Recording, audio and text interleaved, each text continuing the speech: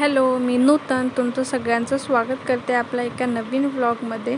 तर इथे अशी अन्वी मस्त अशी हाय करत होती तुम्हा सगळ्यांना. हाय पण आणि बाय पण ती सोबतच करत होती. तर मग आज सगळी दुपारची कामं झाली होती. मग जो काही थोडासा दसरा राहिला होता तो आवरायला घेतला मी इथे. म्हणजे माझी अर्ध्याच्या वरती सगळी जी भांडी आहेत ती मस्त अशी घासून वगैरे झाली होती.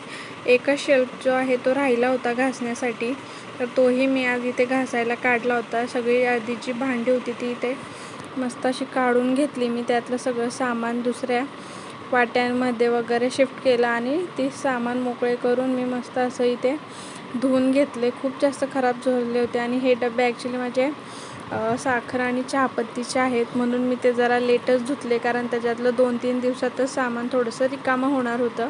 म्हणजे चहा साखर जी आहे ती रिकामी होणार होती, संपणार होती. त्यामुळे मग मी ते लेट धुवायला घेतलं. आणि आपला जो ऑलमोस्ट पसारा आहे सगळा दसऱ्याचा तो संपूर्ण आवरून झालेला आहे. हे लास्टच थोडंफार जे आहे ते मी आता क्लीन करून घेणार आहे. आणि आज किचन वाटा पण संपूर्ण क्लीन करून घेणार आहे. पूर्णपणे त्याला धुवून स्वच्छ करून घेणार आहे. आणि मी ज्या या शेल्फमधून ती भांडी काढली होती तुम्ही बघू शकता इथं किती जास्त खराब झालं होतं. आणि तिथं मी ॲक्च्युली ऑइलच्या बॉटलसुद्धा ठेवते, त्याच्यामुळे ती जागा जरा जास्तच ऑइली आणि खराब झाली होती.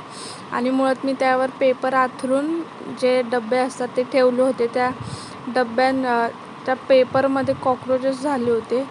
काय माहिती हे कॉक्रोचेस कुठून येतात. तर ह्यावेळेस मी मांडणीवरती अजिबात पेपर आथरला नाही आहे. असेच जे डबे आहेत ते मी त्याच्यावरती रचले आहेत.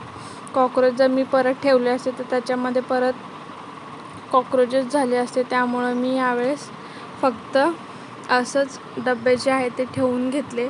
आणि मी इथं जे पूर्ण शेल्फ जो आहे तो असं मस्त क्लीन करून घेतला. आणि त्याचसोबतच म्हटलं आता किचन वाटासुद्धा आपण क्लीन करून घ्यावा, म्हणून मी त्याला पूर्णपणे असं घासून घेतला होता आणि क्लीन करून घेतला होता. आणि आता लास्टला जे राहिलं होतं तो म्हणजे फक्त मिक्सर राहिला होता घासण्यासाठी.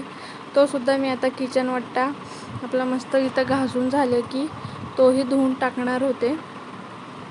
आणि मी तुमच्यासोबत लवकरच माझा किचन टूर म्हणजे माझ्या रेंटच्या रूमचा किचन टूर तुमच्याशी शेअर करणार आहे. छोटंसंच किचन आहे माझं, पण छान आहे. तेच मी तुमच्यासोबत लवकरच शेअर करेल. उद्या परवाच्या व्लॉगमध्ये ते आपलं छोटंसं किचन टूर येऊन जाईल, कारण मी यावेळेस खूप छान असं पद्धतीने किचन सेट केलं आहे. त्याच्यावरची जी भांडी आहेत तीसुद्धा मस्त अशी घासून वगैरे ठेवलेली आहेत. तर मला ते तुमच्यासोबत शेअर करायला नक्कीच आवडेल.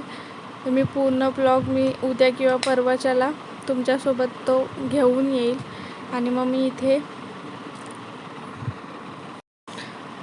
ते मस्त असं मिक्सरसुद्धा घासण्यासाठी काढला आहे. आपल्याला त्याच्या आतमध्ये पाणी जातं, त्याच्यामुळे मी हा आपला जो ब्रश करण्याचा ब्रश असतो तोच दात घासण्याचा जो ब्रश असतो तोच मी इथं छोटासा यूज केला आहे, जेणेकरून त्यामध्ये पाणी पण जाणार नाही आणि असं छान चारी बाजूनी क्लीन करता येईल, आतमधून वगैरे क्लीन करता येईल.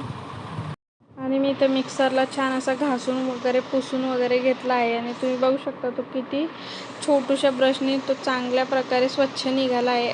आणि ॲक्च्युली तो काळा असल्यामुळे तो निघाला आहे की नाही हेच समजत नाही आहे, पण तो बऱ्यापैकी छान असा निघाला होता, स्वच्छ धुवून निघाला होता.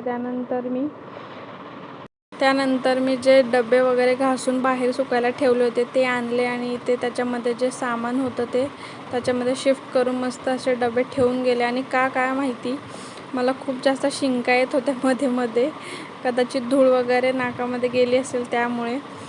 मग मी इथे सगळं सामान शिफ्ट करून सामान त्याच्यामध्ये भरून आपल्या शेल्फमध्ये ते डबे मस्त असे ठेवून गेले. आणि इथे आपला छान असा किचन जो आहे पूर्णपणे आवरून झालेला होता.